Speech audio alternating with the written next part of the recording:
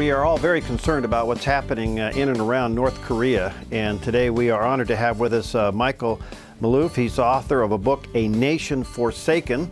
There's a picture of it there on the screen for those of you watching on theDove TV. He's also a contributor to WorldNet Daily and former security policy analyst in the Office of the Secretary of Defense. Michael, thank you for giving us a few moments of your time today. We are all concerned about what's happening in North Korea. How are you reading this right now? Well, thanks for having me. I think it's an issue of the 28-year-old young leader seeing how far he can go without creating a catastrophic event on the peninsula. I think he's trying to prove something to his military leadership, who have been skeptical about him and his father before him. Of course, they loved Kim Il-sung, the founder of North Korea. But and I think the joint U.S. military and South Korean exercises probably gave him a basis then to start posturing in this fashion with his rhetoric and what have you. It's reached a crescendo to the point where it has raised concerns that we're putting additional assets into the area and also to protect under treaty obligation the South Koreans that we have. On the other hand, you also see the Chinese mobilizing troops. They have a treaty obligation to protect North Korea. So this 28-year-old is really manipulating things right now, and we think in an effort to try and gain concessions, and as soon as the joint exercises are over, things are probably going to cool down unless something precipitates that. And there are a number of factors that can cause that, not the least of which would be some provocation somewhere that might just ignite this whole thing and into a full-blown war between the North and the South. Do you think, and that's the major concern right now. Excuse me. Do you think he's mature enough to back off, or do you think he's just trigger happy and wants to make a statement? Well, I think he's not mature enough. I think that's why some adult supervision is having to step in. And the Chinese actually have now called to Beijing the ambassadors for North, South Korea, as well as the United States, in an effort to try and figure out ways to tone this entire thing down, because it is reaching a point where any episode could absolutely ignite everything. And one of the things I'm watching has to do with this Kaesong Industrial Park, in which it's a joint North-South Korean enterprise in which 123 South Korean companies are located. In the North and the South have workers who are employed there, and they have not.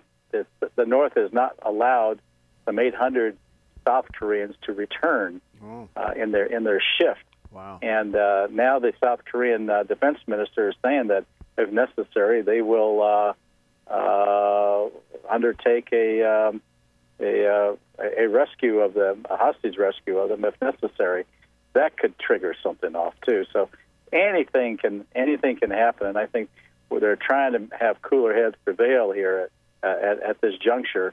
And even our commander in that area has expressed concern. He hasn't seen tensions this high. All right. So what is North Korea's capabilities militarily? I mean, we know they have nuclear weapons, and of course that is certainly a threat. But what do we send? A couple of F-22s over there. We got 3 ships in the water. We sent a B-2 over there. Is that enough of a deterrent? Not really. If he was really determined to launch something, first of all, I don't think he's suicidal. I would hope he's not suicidal. But he has a capability. He has a 1 million-man army staged on the border. He has all kinds of artillery.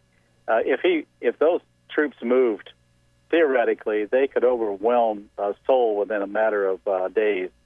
And we have 28,500 U.S. troops sandwiched in between Seoul and the 30-mile space up to the DMZ. Wow! So it would be the ability to stop them wouldn't be able to be reached until those North Korean troops reach like Busan, which is further south. So there is that possibility, but the hope is that this is not going to happen. I know the Chinese have no stomach for any war, even though they're under a treaty obligation to back North Korea in case there is an attack.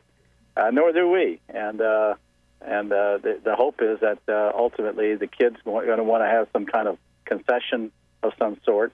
The other folks who know North Korea quite well, experts say, what we ought to be doing is not granting concessions, but tightening sanctions on the flow of financial resources that he gets his hard currency from. That Kaesong Industrial Park was a major, is a major revenue-generating area for the North Koreans. They have something like 20,000, 30,000 workers who go to work there. Wow. So it is a form of income for them, and that could be shut down immediately. And he's even threatened to bomb it at one point. So, but 123 South Korean companies are located there. So anything can trigger this guy. So we're talking brinksmanship here. Is there now a UN human rights violation consideration going on with the detaining of these employees? Not yet. They've allowed a few of them to go. They're not quite at the hostage stage yet. They're being allowed to stay there. There is work going on at the Kaesong Industrial Park, from what I can gather, and the production is still ongoing. But if they don't allow them to leave, and they certainly don't allow any other South Koreans to go back to work, that could very much affect the ability of those companies to even function. Yeah, Michael, it's been said that one of the concerns of North Korea is its nuclear supplementing of products and needed items to Iran. Is there any connection in that? And is North Korea considered now the testing of nuclear weapons for Iran? Because Iran now, they know if they start testing those things, they'd probably be wiped out. But is there a connection there? Well, you can't rule it out. There is a historical connection between North Korea and Iran in terms of missile development. Iran received some of its basic missile capabilities from the North Koreans years ago. The fact, too, that North Korea now has a uranium enrichment program in addition to the plutonium Yangbian facility that they're now thinking of starting up is also cause for concern, because that does generate weapons-grade uranium enrichment, rather, and that's something that the Iranians, if they decided to go take the nuclear weapons path, could easily acquire from the North Koreans. The Iranians are not quite assessed to have that capability to enrich up to 90%, although they're working toward it. They can enrich up to 20%, which is useful for medical purposes. Much lower grade is useful for fuel for reactors, nuclear reactors, which are used for generating electricity. So we really don't know the temperament of Kim. I mean, it appears that he's young, obviously. He's trying to make a statement. He's trying to draw his line in the sand as being some kind of a tough guy. So if everything cools down, everybody backs off, we still don't know if he's trigger happy. Well, the potential is there. He's demonstrated that he's prepared to go the brinkmanship route. The fact that he was educated partially in the West doesn't seem to matter. Some folks had suggested, well, he's been educated in the West, maybe that'll have a calming effect on him. But there's been historical precedent to show that that's not the case. The Al-Qaeda leadership was educated in the West. You had Pol Pot, who was educated in Paris. Right. He killed 1 million of his people. Al-Assad, the president of Syria, was educated in London. So the fact that they have a Western exposure apparently has very little to do with calming them down. If this kid wants to show off and prove things to his military, he's gonna do it. Now the indication is by some experts is that he's got to do something, because all of this rhetoric with all of this rhetoric and he does nothing, then the military is going to wonder, well, what was the point? So you can't rule out the possibility he might try to fire a few missiles or artillery at a South Korean island someplace. Some have said that North Korea is somewhat like Kuwait.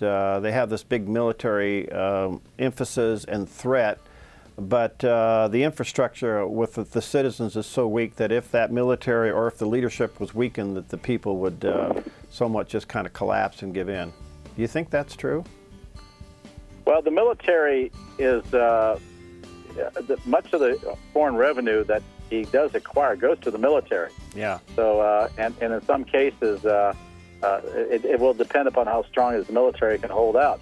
Now, they're looking to, they've been indoctrinated with invading the South and taking and reunifying by force as necessary. So that's in their psyche, and I think the military will, given that force, will be quite formidable. Now, then the question will be, will he be able to maintain a supply line to them? And that if he did anything, it probably would be just a matter of weeks. Very interesting. Well, Michael, thank you. Where can people get a copy of your book? At WorldNet Daily? At WorldNet Daily, and also at Amazon. Okay. .com. It's called A Nation Forsaken. It's on the electromagnetic pulse. Okay. And how the federal government's basically ignored this potential threat. And of course, the North Korean threat of having nuclear weapons accentuates this problem even more. And I might add that Secretary of Defense Hagel this morning raised concerns about North Korea's nuclear capabilities. So it's not just wishful thinking. All right, check it out, WorldNet Daily or Amazon.com. And that's Michael Maloof, and again, A Nation Forsaken. Michael, thank you for your time and thank you for your work. Keep it up, my friend. Thanks so much. All right, talk to you soon. All right, we'll be right back.